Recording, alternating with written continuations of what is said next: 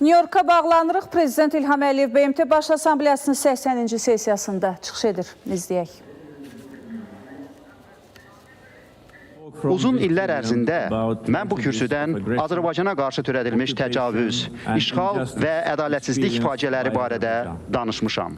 Bugün isə qələbə və sülhə aparan uzun yolumuzdan, Azərbaycan tarixində yeni dövrdən vətən azadlığı müharibəsi ilə işğala necə son qoyulduğundan, sülhü siyasi vasitələrlə necə təmin etməyimizdən danışacağam. 30 ilə yaxın müddətdə Azərbaycanın suveren ərazisinin təqribən 20% Ermənistanın hərbi işğalı altında qaldı. Ermənistanın həyata keçirdiyi etnik təmizləmə siyasəti və hərbi cinayətlər nəticəsində 1 milyon Azərbaycanlı öz yurt yuvasından didərgin salındı. Onların fundamental insan hüquqları kobud şəkildə pozuldu. Birləşmiş Millətlər Təşkilatının Təhlükəsizlik Şurasının 93-cü ildə qəbul etdiyi 4 qətdə Ermənistan silahlı qüvvələrinin işğal olunmuş ərazilərdən dərhal tam və qeyri-şərtsiz çıxarılması tələb olundu. Təəssüf ki, bu qətnamələr heç vaxt icra olunmadı. Ermənistan beynəlxalq ictimaiyyət tərəfindən heç bir sanksiyaya məruz qalmadığı üçün qətnamələrə nümayişkarənə şəkildə məhəl qoymadı. 1992-ci ildə münaqişənin həlli üçün təsis edilmiş ATƏT-in Minsk qrupu isə öz missiyasını yerinə yetirə bilmədi. Onun həmzədirləri beynəlxalq hüquq norma və prinsiplərini təmin etmək əvəzinə status quo-nu qoruyub saxlamağa və münaqişənin dondurulmasına çalışdılar. 2020-ci ildə 30 ilə yaxın müddətdə davam edən səmərəsiz danışıqlardan sonra Azərbaycan BMT-nin nizamnaməsinin 51-ci maddəsinə uyğun olaraq özünü müdafiə hüququndan istifadə etməyə məcbur oldu. Ermənistan müharibə zamanı şəhərlərimizə və kəndlərimizə balistik raketlər atdı, onları kasetli mərmilərlə bombaladı, 100-dən çox günahsız mülki vətəndaşımızı qətlə yetirdi. Azərbaycan isə müharibəni beynəlxalq humanitar hüquqa tam riayət etməklə apardı. Biz mülki şəxslərin mühafizəsini təmin etdik. Qeyri-hərbi infrastrukturu hədəf almaqdan çəkindik. 44 günlük vətən müharibəsi zamanı silahlı qüvvələrimiz işğal altındakı əraziləri azad etdi və Azərbaycanın ərazi bütövlüyünü beynəlxalq hüquqa və BMT-nin Təhlükəsizlik Şurasının müvafiq qətnamələrinə uyğun olaraq bərpa etdi. 10 noyabr 2020-ci il Ermənistanın kapitulyasiya və təqribən 30 ilə yaxın işğaldan sonra Azərbaycan ərazi bütövlüyünün bərpası kimi tarixə düşdü. Azərbaycan zəfər müharibəsindən dərhal sonra ərazi bütövlüyü və suverenliyin qarşılıqlı şəkildə tanınması əsasında Ermənistanla münasibətlərdə yeni səhifə açmağa hazır olduğunu bəyan etdi.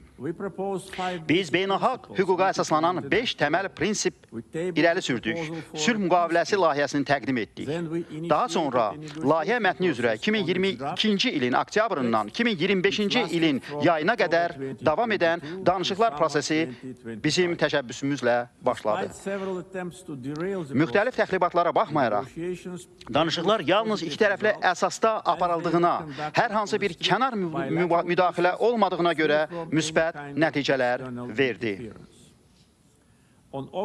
Bu ilin avqustun 8-də Vaşinqtonda, Ağ Evdə ABŞ, Azərbaycan və Ermənistan liderlərinin iştirakı ilə Azərbaycan və Ermənistan Xarici İşlər Nazirləri sülh müqaviləsi mətnini parafladılar. Eyni gündə Azərbaycan Prezidenti və Ermənistan Baş Naziri birgə bəyanat imzaladılar. ABŞ Prezidenti Donald Trump da buna şahid qismində imza atdı. Bundan əlavə, Azərbaycan və Ermənistan artıq sülh prosesinə aidiyyəti olmayan köhnəlmiş mexanizm kimi ATƏT-in Minsk qrupunun və əlaqədar strukturlarının bağlanması üçün birgə müraciət ünvaladılar.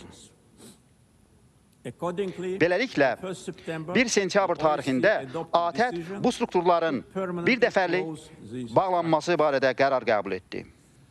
Regional bağlantılar davamlı sülh istiqamətində baxışlarımızın əsasını təşkil edir. Vaşinqton sammitinin mühüm nəticələrindən biri də Zəngəzur dəhlizindən maneəsiz keçidi təmin edəcək və regional bağlantıları möhkəmləndirəcək beynəlxalq sülh və rifah naminə Trump marşrutudur. Vaşinqton sammiti həmçinin Azərbaycan-ABŞ münasibətlərində yeni mərhələnin başlanmasına işarədir.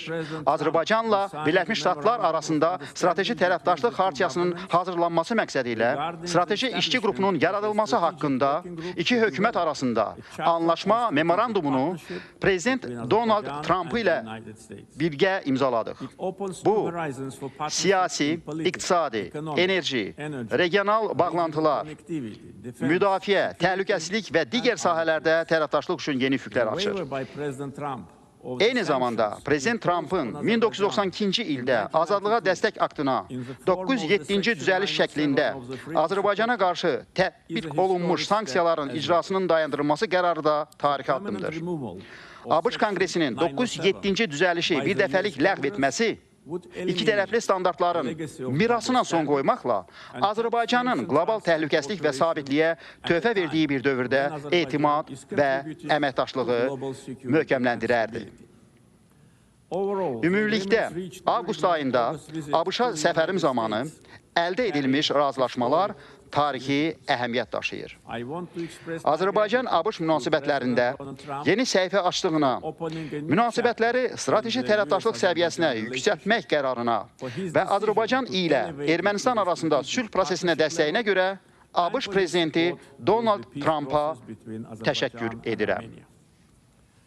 Azərbaycan qələbədən dərhal sonra azad edilmiş ərazilərdə geniş miqyaslı bərpa proqramına start verdi. Ermənistan işğal dövründə yüzlərlə şəhər və kəndimizi yerlə yeksan etdi. 65 məscidi məqsədli şəkildə dağıtdı. Hərbi cinayətkarlar tərəfindən 30 ilə yaxın müddətdə idarə olunan Ermənistanın siyasəti bu idi. Biz isə yerlə bir edilmiş kənd və şəhərləri yenidən qururuq. Böyük qayıdış proqramı çərçivəsində artıq 50 mindən çox insan azad edilmiş torpaqlarda yaşayır, işləyir və təhsil alır.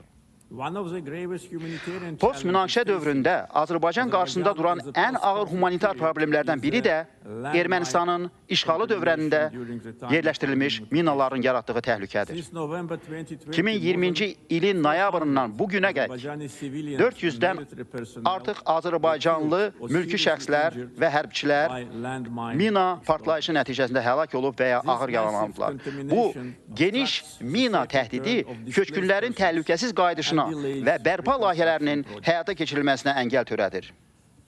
Eynilə, 1990-cı illərin əvvəllərindən etibarən Ermənistanın təcavüzü və işğalı zamanı itkin düşmüş 4000-ə yaxın Azərbaycanlının faciəli taleyi xüsusi diqqət və tədbir görülməsini tələb edir. Xanımlar və cənablar, qlobal çağırışlara gəldikdə biz inanırıq ki, cavab tədbirləri inklüziv, ədalətli və ümumbəşəri olmalıdır. Bir çox təşəbbüslərlə Azərbaycan qlobal çağırışlar qarşısında dayanıqlı həll variantlarının təşviqinə aydın sadiqliyini göstərdi. Ötən il iqlim fəaliyyəti, yaşıl keçid və maliyyəyə ədalətli çıxış məsələlərində mühüm nəticələr əldə etmiş COP29-a ev sahibliyi etməkdən Azərbaycan qürur durdu. COP29 sədri kimi bütün tərəflərin, xüsusən də inkişaf etməkdə olan ölkələrin səslərinin eşidilməsini təmin etməklə iddialı və tarazlı nəticələrə yönəlmiş danışıqlara rəhbərlik etdik. COP29-da qəbul edilmiş Bakı maliyyə hədəfi kimi də tanınan yeni kollektiv kəmiyyət hədəfi qlobal iqlim maliyyəsində tarixi mərhələdir. Bu öhdəlik 2035-ci ilə qədər inkişaf etmiş ölkələrin dövlət mənbələrindən inkişaf etməkdə olan ölkələrə illik 100 milyard ABŞ dolları məbləğində ilkin iqlim maliyyələşdirmə hədəfini hər il ən azı 300 milyard ABŞ dollarına çatdırmağı nəzərdə tutur. Azərbaycan həmçinin Paris sazişinin 6-cı maddəsinə uyğun olaraq karbon bazarları üçün uzun müddətdir gözlənilən çərçivəni uğurla yekunlaşdıraraq Paris sazişinin qəbulundan 9 il sonra onun tam fəaliyyətə başlanmasını təmin etdi. İqlim dəyişikliklərindən təsirlənən həssas icmalara vacib dəstək verən itki və zərərlərə cavab fondunun tam fəaliyyət göstərməsi üçün COP29-da bir neçə əsas saziş imzalandı. Yaşıl keçidə ciddi şəkildə sadiq qalmaqla yanaşı, qarşımızda real olmayan hədəflər qoymamalıyıq. Dünya bugün və yaxın gələcəkdə mədən yanacaqları olmadan yaşaya bilməz. Enerji təhlükəsizliyi, sülh, regional bağlantılar və iqtisadi inkişafla əlaqəlidir. Azərbaycan bu məqsədlərin qlobal səviyyədə irəliləməsində fəal rol oynamaqda davam edir.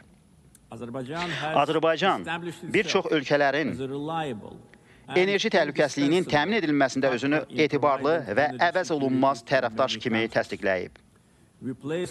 Şaxələndirilmiş neft və qaz kəmərləri vasitəsilə Xəzər regionunun beynəlxalq bazarlara birləşdirilməsində strateji rol oynayırıq.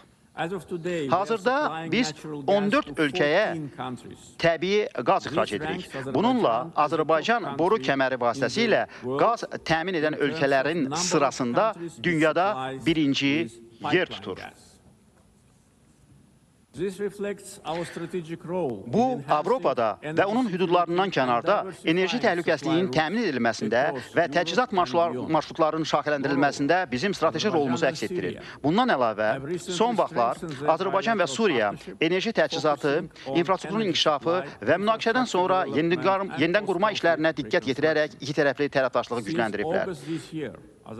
Bu ilin avqust ayından Azərbaycan Türkiyə üzərindən Suriyaya təbii qaz tədarük etməyə başlayıb və bununla da ölkənin elektrik enerjisi çatışmazlığını əhəmiyyətli dərəcədə azaldıb. Azərbaycan həmçinin günəş, külək və su elektrik enerjisi kimi bərpa olunan enerji mənbələrinə böyük sərmayələr cəlb edir. 2030-cu ilə qədər enerji istehsalımızın təxminən 40% bərpa olunan mənbələr hesabına təmin olunacaqdır. Şərq, qərb və şimal-cənub dəhlizləri kimi bağlantı layihələri ölkəmizdən keçir. 2022-ci ildən bəri orta dəhlizlə yük daşımalarda təqribən 90% artımın şahidi olmuşuq. Dəhliz boyu tranzit müddətləri əhəmiyyətli dərəcədə azalıb.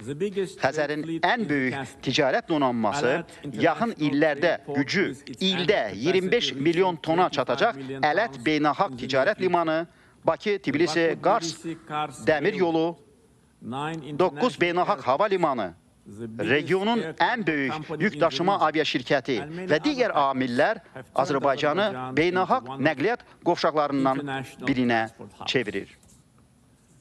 Rəqəmsal bağlantılar sahəsində əməkdaşlıq üçün böyük potensial mövcuddur. Azərbaycan rəqəmsal İpək yolu kimi əhəmiyyətli layihə vasitəsilə rəqəmsal transformasiya təşəbbüsünün irəlidədir.